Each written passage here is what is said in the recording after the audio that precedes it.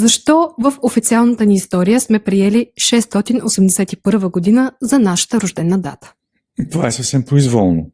Наистина е съвсем произволно и преди време, по времето на Васил Златарски, това е така нареченият баща на българската историография, се е смятало, че нашата държава е създадена през 678 година. Да, обаче, когато се популяризира един документ, а именно изказването на Константин Памейски на един църковен събор през 681 година, той говори за войната с България. Войната с България и тогава историците решават, че ще приемат тази дата или тази датировка за официална.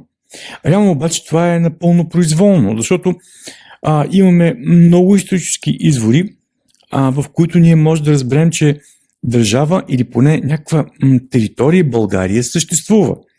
Но е избран документа, в който Константин Памейски говори за войната с България.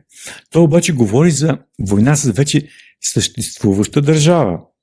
И ако през август 681 година България е съществуваща държава, това означава, че тя може да е съществувала и дълго преди този период.